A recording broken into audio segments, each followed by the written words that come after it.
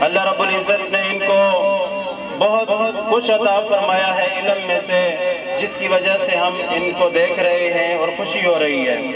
آج سے 5 سال پہلے اس چمن کو میں چھوڑ کر گیا تھا، اور اس چمن کی ابتدا پہ ان بہن اور بھائیوں نے کی ہے، اور جو ان کا سٹاف ہے انہوں نے بھی بہت اچھا کردار ادا کیا ہے۔ میرے بھائیوں بہنوں بزرگوں، کیونکہ وقت انتہائی کم ہے اور بچے بھی بیٹھے ہوئے ہیں، بزرگ بھی ہیں، تو اس مناسبت سے میں ایک واقعہ نہ سناتا چلوں، واقعہ سنا دوں ایک، کہ پیچھے جو بچے بیٹھے ہوئے ہیں واقعہ آپ کو سنا دوں۔ پیارے بچوں، آپ باتیں بہت زیادہ کرتے ہیں، تو اس طرف توجہ ہے آپ کی، اور اونچی آواز سے بولو۔ تو میرے چھوٹے چھوٹے بچوں، اللہ رب العزت نے یہ جو آپ کو علم عطا فرمایا ہے، اس کی قدر کیا کرو، اس کی بہت قدر کرنی چاہیے۔ آپ لوگ قدر کرتے ہیں؟ ربیعہ بن عبد الرحمن تھے، کیا نام تھا؟ ربیعہ بن عبد الرحمن۔ چھوٹے سے بچے تھے، ان کو ان کی ماں نے کہاں بھیجا؟ مدرسہ کے اندر۔ عبد الرحمن یہ بہت بڑے اللہ کے ولی تھے اور بہت بڑے سپہ سالار تھے۔ بنو امیہ کا دور تھا۔ کس کا دور تھا؟ بنو امیہ کا دور تھا، خلافت کا زمانہ تھا، تو ان کو ان کے امیر نے خراسان میں بھیج دیا۔ کہاں بھیج دیا؟ خراسان میں۔ اور خراسان میں یہ تقریباً 27 سال رہے۔ کتنے سال؟ 27 سال رہے۔ تو ایک مرتبہ یہ واپس آئے۔ کہاں پہ واپس آئے؟ گھر میں، مدینہ المنورہ میں، اور وہاں پر اپنے نیزے کے ساتھ دروازے کو کھولا، اور وہاں پر ایک نوجوان نکلا۔ وہ اس سے لڑ پڑا کہ بھائی آپ میرے گھر میں کیوں گھستے ہو اور آپ مجھ سے لڑائی کرنا چاہتے ہو؟ تو اس نے کہا کہ آپ سے میں لڑائی تو نہیں کرنا چاہتا ہوں، سب سے پہلے مجھے آپ بتاؤ کہ آپ اس گھر کے اندر کیوں گھسے ہوئے ہو؟ اس نے کہا بھائی میرا اپنا گھر ہے تو میں تو اندر ہی رہوں گا، ظاہر ہے۔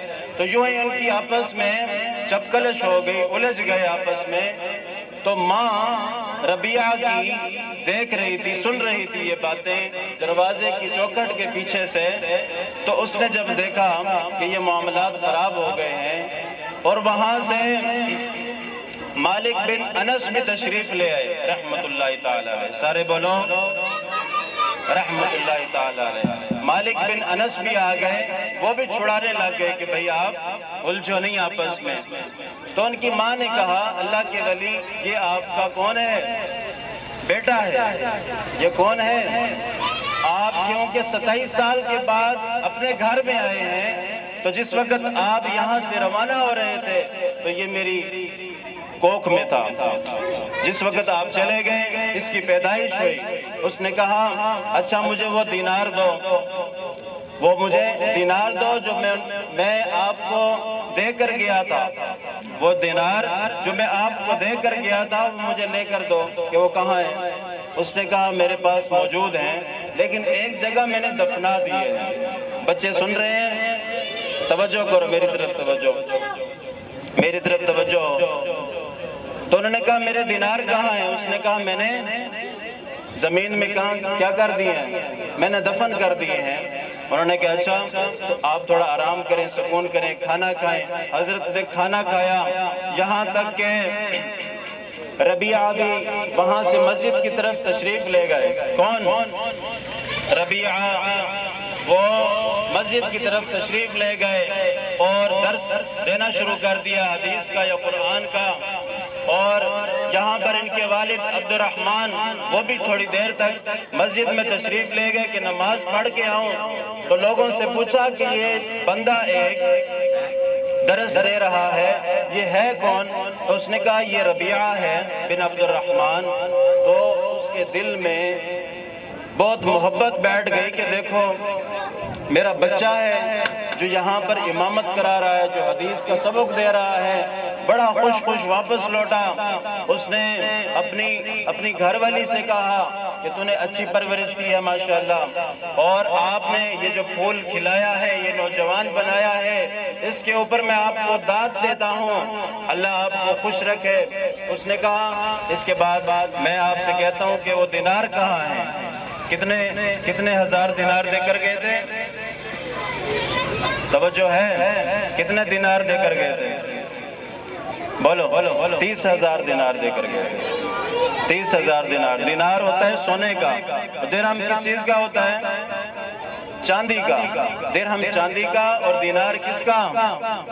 بولو نا، سونے کا ہوتا ہے۔ 30,000 دینار دے کر گیا تھا۔ اس نے کہا آپ کو دینار چاہیے یا آپ کا بچہ پڑھا لکھا چاہیے؟ اس نے کہا مجھے دینار نہیں چاہیے، مجھے ربیہ چاہیے کہ جو اللہ رب العزت نے اس کو علم عطا فرمایا ہے۔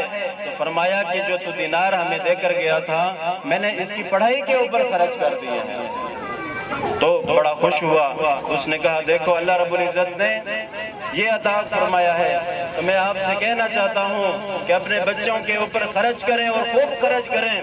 دیکھو لوگوں کے اوپر سونا لگتا ہے، درہم لگتے ہیں، یعنی چاندی لگتا ہے، پیسہ لگتا ہے۔ یہ اللہ رب العزت کا فضل اور احسان ہے آپ کے اوپر کہ آپ ان بچوں کو دونوں تعلیمیں سکھا رہے ہیں، یعنی کہ دینی تعلیم بھی سکھا رہے ہیں، قرآن و حدیث کا علم بھی سکھا رہے ہیں، اور اس کے بعد سکول کا علم بھی، دنیاوی تعلیم بھی سکھا رہے ہیں۔ دونوں جو تعلیمیں ہیں لازم اور ملزوم ہیں۔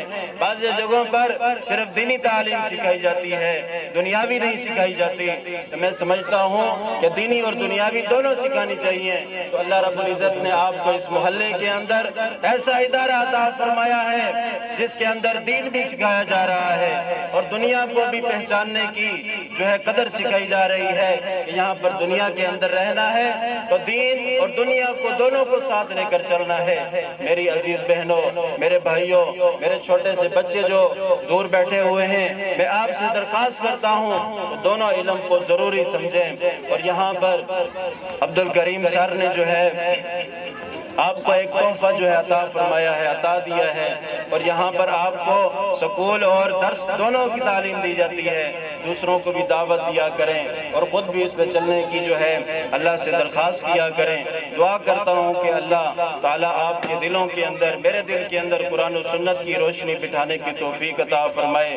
وآخر دعوانا ان الحمد للہ رب العالمین۔